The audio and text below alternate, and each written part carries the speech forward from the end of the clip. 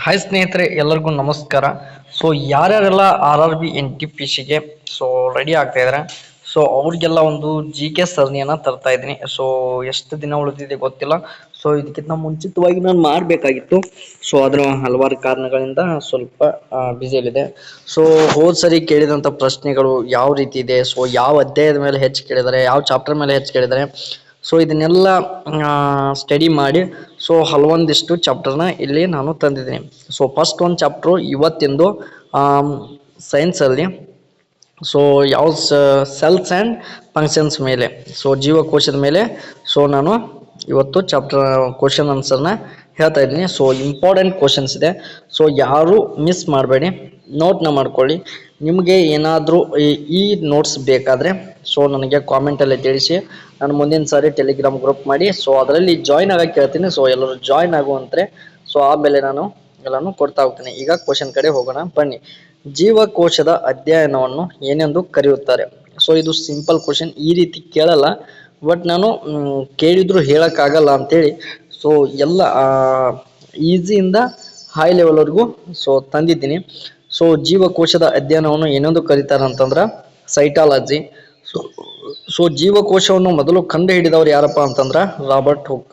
So ಈಗ ಒಂದು video ಮಾಡಿದ್ದೀನಿ, ಸೊ ಅದರಲ್ಲೂ ಈ ಕ್ವಶನ್ನ ತೊಗೊಂಡಿದ್ದೀನಿ, ಸೊ ನೋಡ್ಬೋದು. ಸೊ ಜೀವಕೋಶದ ಮೊದಲ ಕಂಡುಹಿಡಿದವರು ಯಾರು? Robert Hooke. ಸೊ ಈ ರೀತಿ ಕೇಳಲ್ಲ. ಮೊಟ್ಟ ಮೊದಲ ಬಾರಿಗೆ ಜೀವಂತ ಜೀವಕೋಶವನ್ನು ವೀಕ್ಷಿಸಿದವರು ಯಾರು ಅಂತ ಕೇಳಿದರೆ ಅಂಟೋನಿ ವಾನ್ ಲೆವೆನ್ ಹಾಕ್ ಅವರು. ಸೊ ಅಂಟೋನಿ ವಾನ್ ಲೆವೆನ್ ಹಾಕ್ ಅವರು ಏನು ಮಾಡಿದರು, ಫಸ್ಟ್ಗೆ ಅಂದರೆ ಪ್ರಪ್ರಥಮ ಬಾರಿಗೆ ಏನು ಮಾಡಿದರು, ಜೀವಂತ ಜೀವಕೋಶವನ್ನು ವೀಕ್ಷಣೆ ಮಾಡಿದ್ರು. ಸೊ ಜೀವಕೋಶ ಸಿದ್ಧಾಂತವನ್ನು ಸೆಲ್ ಥಿಯರಿ ಮಂಡಿಸಿದವರು ಯಾರು ಅಂತ ಕೇಳಿದರೆ MJ ಸ್ಲೀಡನ್ ಮತ್ತು ಥಿಯೋಡರ್ ಶ್ವಾನ್. ಸೊ ಶ್ವಾನ್ ಮತ್ತು ಸ್ಲೀಡನ್ ಅವರು ಏನು ಮಾಡಿದ್ರೆ ಜೀವಕೋಶದ ಸಿದ್ಧಾಂತವನ್ನ ಮಂಡಿಸಿದಾರ. ಸೊ ನೆಕ್ಸ್ಟ್ ಕ್ವಶನ್ ನೋಡಿದ್ರೆ ಜೀವಕೋಶದ ಅತ್ಯಂತ ಹೊರಗಿನ ಪದರ ಯಾವುದು ಅಂತ ಕೇಳ್ಬೋದು. ಸೊ ಪ್ಲಾಸ್ಮಾ ಪೊರೆ. ಸೊ ಪ್ಲಾಸ್ಮಾ ಪೊರೆ ಏನಾಗಿರುತ್ತೆ, ಜೀವಕೋಶದ ಅತ್ಯಂತ ಹೊರಗಿನ ಪದರ ಆಗಿರುತ್ತೆ. ಯಾವುದಪ್ಪ ಅಂತಂದ್ರೆ ಪ್ಲಾಸ್ಮಾ ಪೊರೆ. ಸಸ್ಯ ಜೀವಕೋಶದಲ್ಲಿ ಮಾತ್ರ ಕಂಡುಬರುವ ಹೊರಗಿನ ಗಟ್ಟಿಯಾದ ಪದರ ಯಾವುದು ಅಂತ ಕೇಳಿದ್ರೆ ಜೀವಕೋಶದ ಭಿತ್ತಿ ಅಂತಂದ್ರೆ ಶೆಲ್ ವಾಲ್ ಅಂತಂದ್ರೆ ಜೀವಕೋಶದ ಗೋಡೆನು ಅಂತ ಕರಿಬಹುದು, ಇಲ್ಲ ಅಂತಂದ್ರೆ ಜೀವಕೋಶದ ಭಿತ್ತಿ ಅಂತಾನು ಕರಿಬಹುದು. ಸೊ ನೀವು ಆಪ್ಷನ್ ಮೇಲೆ ಡಿಪೆಂಡ್ ಆಗಿರುತ್ತೆ. ಓಕೆ, ಜೀವಕೋಶದ ಭಿತ್ತಿಯು ಯಾವುದರಿಂದ ಮಾಡಲ್ಪಟ್ಟಿದೆ ಅಂತ ಕೇಳಬಹುದು ಅಂತಂದ್ರೆ ಶೆಲ್ ವಾಲ್ನ ಯಾವುದರಿಂದ ಮಾಡಲ್ಪಟ್ಟಿದೆ ಅಂತ ಕೇಳಿದ್ರೆ ಸೆಲ್ಯುಲಸ್ನಿಂದ ಮಾಡಲ್ಪಟ್ಟಿದೆ.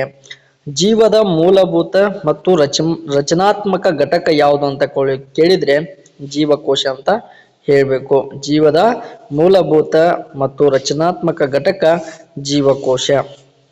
ಸೊ ನೆಕ್ಸ್ಟ್, ಎಲ್ಲಾ ಜೀವಕೋಶಗಳು ಮೊದಲಿದ್ದ ಜೀವಕೋಶಗಳಿಂದಲೇ ಉಂಟಾಗುತ್ತದೆ ಎಂದು ಹೇಳಿದವರು ಯಾರು ಅಂತ ಕೇಳ್ಬೋದು. ಅಂದ್ರೆ ಈಗ ಜೀವಕೋಶ ಇರುತ್ತೆ, ಸೊ ಅದು ಜೀವಕೋಶಗಳಿಂದಲೇ ಉಂಟಾಗ್ತದೆ ಅಂತ ಒಬ್ರು ಹೇಳಿದ್ರು. ಅವ್ರು ಯಾರಪ್ಪ ಅಂತಂದ್ರೆ ರುಡಾಲ್ಫ್ ವಿರ್ಚೋ ಅವರು ಹೇಳಿದ್ದಾರೆ. ಪ್ರಕೃತಿಯಲ್ಲಿ ಕಂಡುಬರುವ ಅತ್ಯಂತ ಚಿಕ್ಕ ಜೀವಕೋಶ ಯಾವುದಪ್ಪ ಅಂತಂದ್ರೆ ಮೈಕೋಪ್ಲಾಸ್ಮಾ, PPLO ಅಂತಾನು ನೆನಪಿಟ್ಕೊಳ್ಬಹುದು. ಪ್ರಕೃತಿಯಲ್ಲಿ ಅಂತಂದ್ರೆ ಪರಿಸರದಲ್ಲಿ ಅಥವಾ ಈ ಒಂದು ಇದರಲ್ಲಿ ಕಂಡು ಬರುವ ಅತ್ಯಂತ ಜೀವಕೋಶ ಯಾವುದು ಅಂತ ಕೇಳಿದ್ರೆ ಮೈಕೋಪ್ಲಾಸ್ಮಾ.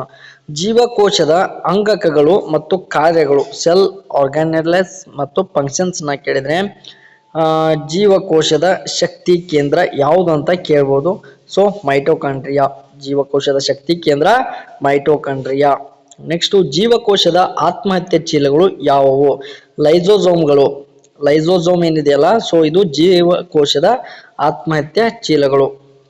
ನೆಕ್ಸ್ಟ್, ಲೈಸೋಸೋಮ್ಗಳಲ್ಲಿ ಯಾವ ರೀತಿಯ ಕಿಣ್ವಗಳಿರುತ್ತದೆ ಅಂತ ಕೇಳಿದ್ರೆ ಜಲವಿಚ್ಛೇದಕ ಕಿಣ್ವಗಳು. ಜಲವಿಚ್ಛೇದಕ ಕಿಣ್ವಗಳು ಲೈಸೋಸೋಮ್ಗಳಲ್ಲಿ ಇರುತ್ತವೆ. ಜೀವಕೋಶದ ಪ್ರೋಟೀನ್ ಕಾರ್ಖಾನೆ ಯಾವುದು ಅಂತ ಕೇಳಿದ್ರೆ ರೈಬೋಸೋಮ್ಗಳು. ರೈಬೋಸೋಮ್ ಏನಾಗಿರುತ್ತೆ, ಪ್ರೋಟೀನ್ ಕಾರ್ಖಾನೆ. ಜೀವಕೋಶದ ಪ್ರೋಟೀನ್ ಕಾರ್ಖಾನೆ ರೈಬೋಸೋಮ್. ಜೀವಕೋಶದ ನಿಯಂತ್ರಣ ಕೇಂದ್ರ ಯಾವುದು? ನ್ಯೂಕ್ಲಿಯಸ್ ಅಂತಾನೂ ಹೇಳ್ಬೋದು, ಅಥವಾ ಕನ್ನಡದಲ್ಲಿ ಆಪ್ಷನ್ ಬರ್ತಾ ಇದ್ರೆ ಕೋಶ ಕೇಂದ್ರ. ಸೊ ಜೀವಕೋಶದ ನಿಯಂತ್ರಣ ಕೇಂದ್ರ ನ್ಯೂಕ್ಲಿಯಸ್ ಅಥವಾ ಕನ್ನಡದಲ್ಲಿ ಕೋಶ ಕೇಂದ್ರ.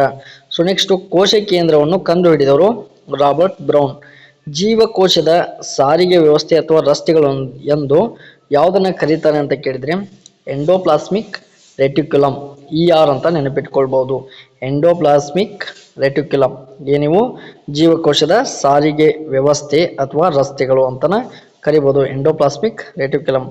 ರೈಬೋಸೋಮ್ಗಳನ್ನು ಹೊಂದಿರುವ ಎಂಡೋಪ್ಲಾಸ್ಮಿಕ್ ರೆಟಿಕ್ಯುಲಮ್ ಯಾವುದು? ಅಂದರೆ ರೈಬೋಸೋಮ್ಗಳನ್ನು ಹೊಂದಿರುವ ಎಂಡೋಪ್ಲಾಸ್ಮಿಕ್ ರೆಟಿಕ್ಯುಲಮ್ ಯಾವುದು ಅಂತ ಕೇಳಿದರೆ ರಫ್ ಎಂಡೋಪ್ಲಾಸ್ಮಿಕ್ ರೆಟಿಕ್ಯುಲಮ್, RER ಅಂತ ಹೇಳ್ಬೋದು.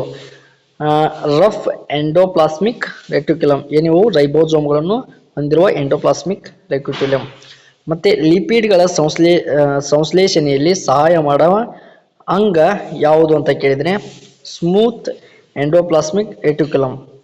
ರಫ್ ಎಂಡೋಪ್ಲಾಸ್ಮಿಕ್ ರೆಟಿಕ್ಯುಲಮ್ ಏನಿದು ರೈಬೋಸೋಮ್ಗಳನ್ನು ಹೊಂದಿರುವ ಎಂಡೋಪ್ಲಾಸ್ಮಿಕ್ ರೆಟಿಕ್ಯುಲಮ್. ಆಯಿತಾ. ನೆಕ್ಸ್ಟು ಲಿಪಿಡ್ ಸಂಶ್ಲೇಷಣೆಯಲ್ಲಿ ಸಹಾಯ ಮಾಡುವ ಅಂಗ ಯಾವುದು ಅಂತಂದರೆ ಸ್ಮೂತ್ ಎಂಡೋಪ್ಲಾಸ್ಮಿಕ್ ರೆಟಿಕ್ಯುಲಮ್, SCR ಅಂತ ನೆನಪಿಟ್ಕೊಳ್ಬೋದು. ನೆಕ್ಸ್ಟು ಜೀವಕೋಶದ ಪೋಸ್ಟ್ ಆಫೀಸ್ ಅಥವಾ ಪ್ಯಾಕೇಜಿಂಗ್ ಕೇಂದ್ರ ಯಾವುದು ಅಂತ ಕೇಳಿದರೆ ಗಾಲ್ಗಿ ಸಂಕೀರ್ಣ. ಜೀವಕೋಶದ ಪೋಸ್ಟ್ ಆಫೀಸ್ ಅಥವಾ ಪ್ಯಾಕೇಜಿಂಗ್ ಕೇಂದ್ರ ಯಾವುದು ಅಂತಂದರೆ ಗಾಲ್ಗಿ ಸಂಕೀರ್ಣ. ಸಸ್ಯ ಜೀವಕೋಶದ ಅಡುಗೆ ಮನೆ, ಕಿಚನ್ ಆಫ್ ದ ಸೆಲ್ ಅಂತ ಕೇಳಿದರೆ ಹರಿತ್ಲವಕ.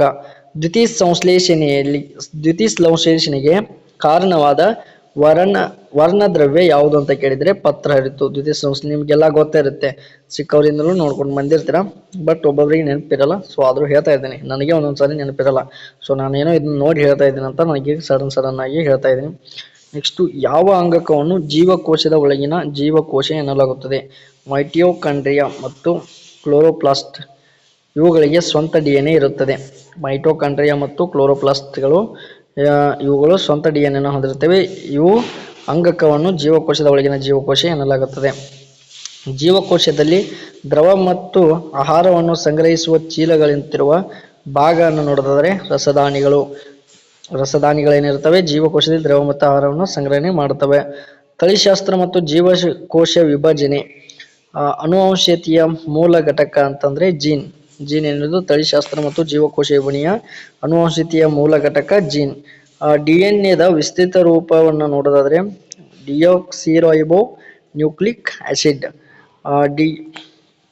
DNA ಡಬಲ್ ಹೆಲಿಕ್ಸ್ ಮಾದರಿಯನ್ನು ಕಂಡುಹಿಡಿದವರು ವ್ಯಾಟ್ಸನ್ ಮತ್ತು ಕ್ರಿಕ್ ಏನು ಮಾಡಿದರು? DNA ಡಬಲ್ ಹೆಲಿಕ್ಸ್ನ ಕಂಡುಹಿಡಿದರು.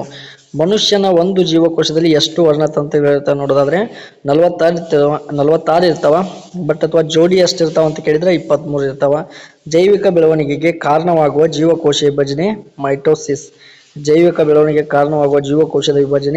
ಮೈಟೋಸಿಸ್.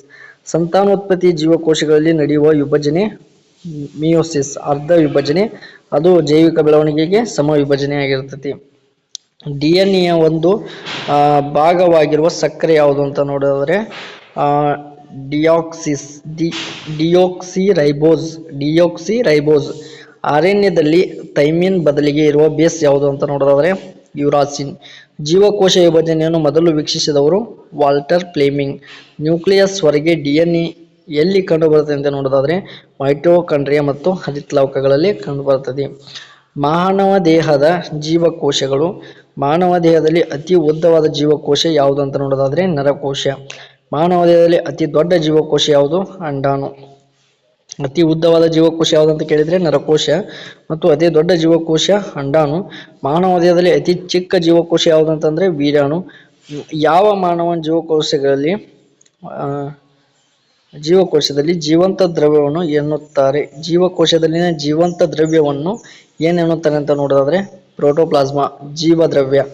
ಆಯಿತಾ. ಇತರ ಪ್ರಮುಖ ಪ್ರಶ್ನೆಗಳು ನೋಡಿದ್ರೆ ಕೋಶ ಕೇಂದ್ರವನ್ನು ಹೊಂದಿಲ್ಲದ ಜೀವಕೋಶಗಳನ್ನು ಏನೆಂದು ಕರೆಯುತ್ತಾರೆ? ಪ್ರೊಕ್ಯಾರಿಯೋಟಿಕ್ ಜೀವಕೋಶಗಳು. ಉದಾಹರಣೆ ಬ್ಯಾಕ್ಟೀರಿಯಾ. ಕೋಶ ಕೇಂದ್ರವನ್ನು ಹೊಂದಿಲ್ಲ, ಅದು ಬ್ಯಾಕ್ಟೀರಿಯಾ. ಇದನ್ನ ಎಕ್ಸಾಂಪಲ್ ಕೇಳ್ಬೋದು. ಒಂದು ಉದಾಹರಣೆ ಕೋಶ ಕೇಂದ್ರವನ್ನು ಹೊಂದಿಲ್ಲದ ಜೀವಕೋಶಗಳಿಗೆ ಒಂದು ಉದಾಹರಣೆ ಕೊಡಂತಂದ್ರೆ ಬ್ಯಾಕ್ಟೀರಿಯಾ ಅಂತ ಕೊಡ್ಬೋದು. ಸುಸ್ಪಷ್ಟವಾದ ಕೋಶ ಕೇಂದ್ರವನ್ನು ಹೊಂದಿರುವ ಜೀವಕೋಶಗಳಾವು? ಸುಸ್ಪಷ್ಟವಾದ ಕೋಶ ಕೇಂದ್ರವನ್ನು ಹೊಂದಿರುವಂಥದ್ದು ಯಾವುದಪ್ಪ ಅಂತಂದ್ರೆ ಏನಂತಾರಂತಂದ್ರೆ ಯುಕಾರಿಯೋಟಿಕ್ ಜೀವಕೋಶಗಳು. ಜೀವಕೋಶದ ಪೊಲೀಸ್ ಎಂದು ಯಾವುದನ್ನು ಕರೀತಾರೆ? ಲೈಸೋಸೋಮ್. ತ್ಯಾಜ್ಯಗಳನ್ನು ನಾಶಪಡಿಸುವುದರಿಂದ ಜೀವಕೋಶದ ಪೊಲೀಸ್ ಎಂದು ಕರೀತಾರೆ ಲೈಸೋಸೋಮ್ಗಳನ್ನು. ಸಸ್ಯ ಜೀವಕೋಶ ಮತ್ತು ಪ್ರಾಣಿ ಜೀವಕೋಶದ ನಡುವಿನ ಪ್ರಮುಖ ವ್ಯತ್ಯಾಸವೇನು ಅಂತ ಹೇಳಿದ್ರೆ ಸಸ್ಯ ಜೀವಕೋಶದಲ್ಲಿ ಜೀವಂತ ಕೋಶ ಭಿತ್ತಿ ಮತ್ತು ಹರಿತ್ಲವಕ ಇರುತ್ತದೆ. ಪ್ರಾಣಿ ಜೀವಕೋಶದಲ್ಲಿ ಇರುವುದಿಲ್ಲ. ಸಸ್ಯ ಜೀವಕೋಶದಲ್ಲಿ ಜೀವಕೋಶ ಭಿತ್ತಿ ಮತ್ತು ಹರಿತ್ಲವಕ ಇರುತ್ತದೆ, ಆದರೆ ಪ್ರಾಣಿ ಜೀವಕೋಶದಲ್ಲಿ ಇರುವುದಿಲ್ಲ. ಜೀವಕೋಶದ ಯಾವ ಅಂಗಕವು ಕೋಶ ವಿಭಜನೆಯಲ್ಲಿ ಸಹಾಯ ಮಾಡುತ್ತದೆ? ಜೀವಕೋಶದ ಒಂದು ಅಂಗ ಕೋಶ ವಿಭಜನೆಯಲ್ಲಿ ಸಹಾಯ ಯಾವ್ದು ಮಾಡ್ತೈತಿ ಅಂದ್ರೆ ಸೆಂಟ್ರಿಯೋಲ್ಗಳು ಅಂತಂದ್ರೆ ಪ್ರಾಣಿ ಜೀವಕೋಶದಲ್ಲಿ ಇರ್ತಾವ ಸೆಂಟ್ರಿಯೋಲ್ಗಳು. ರಕ್ತ ಹೆಪ್ಪುಗಟ್ಟಲು ಸಹಾಯ ಮಾಡುವ ಜೀವಕೋಶ ಕಿರುತಟ್ಟೆಗಳು. ಸಸ್ಯಗಳಲ್ಲಿ ನೀರನ್ನು ಸಾಗಿಸುವ ಅಂಗಾಂಶ ಕ್ಸೈಲಂ. ಸಸ್ಯಗಳಲ್ಲಿ ನೀರನ್ನು ಸಾಗಿಸುವ ಅಂಗಾಂಶ ಕ್ಸೈಲಂ. ಸಸ್ಯಗಳಲ್ಲಿ ಆಹಾರವನ್ನು ಸಾಗಿಸುವ ಅಂಗಾಂಶ ಫ್ಲೋಯಂ. ಸಸ್ಯಗಳಲ್ಲಿ ನೀರನ್ನು ಸಾಗಿಸುವ ಅಂಗಾಂಶ ಅಂತ ಕೇಳಿದರೆ ಕ್ಸೈಲಂ ಮತ್ತು ಸಸ್ಯಗಳಲ್ಲಿ ಆಹಾರವನ್ನು ಸಾಗಿಸುವುದು ಫ್ಲೋಯಂ. ಸೆಲ್ ಎಂಬ ಪದವು ಯಾವ ಭಾಷೆಯಿಂದ ಬಂದಿದೆ ಅಂತಾನು ಕೇಳ್ಬೋದು, ಲ್ಯಾಟಿನ್ ಭಾಷೆಯಿಂದ. ಓಕೆ ಫ್ರೆಂಡ್ಸ್, ಇವತ್ತು ಈ ರೀತಿ ವಿಡಿಯೋ ಆಗಿತ್ತು. ಸೊ ನಿಮ್ಗೆ ಇಷ್ಟ ಆದರೆ ದಯವಿಟ್ಟು ಒಂದು ಲೈಕ್ ಮಾಡಿ. ಸೊ ಸ್ವಲ್ಪ ಅವಸರದಲ್ಲಿ ಹೇಳಿದ್ದೀನಿ, ಸೊ ನನಗೂ ಕೆಲಸ ಇದೆ, ಸೊ ಅದಕ್ಕೆ ಸೊ ನನಗೆ ಎಷ್ಟಾಗುತ್ತೋ ಅಷ್ಟು ಹೇಳ್ತಾ ಇರ್ತೀನಿ. ಸೊ ದಯವಿಟ್ಟು ಯಾರು ಮಿಸ್ ಮಾಡಿದೆ ವಿಡಿಯೋನ ನೋಡಿದ್ದಕ್ಕೆ ಧನ್ಯವಾದಗಳು. ಮತ್ತೆ ಮುಂದಿನ ವಿಡಿಯೋದಲ್ಲಿ ಸಿಗೋಣ. ಎಲ್ಲರಿಗೂ ಧನ್ಯವಾದಗಳು. ಈ ವಿಡಿಯೋ ಇಷ್ಟ ಆದರೆ ಲೈಕ್ ಮಾಡಿ, ಮತ್ತೆ ಮುಂದೆ ಬೇಕಂತಂದರೆ ಕಂಟಿನ್ಯೂ ಅಂತ ಕಾಮೆಂಟ್ ಮಾಡಿ.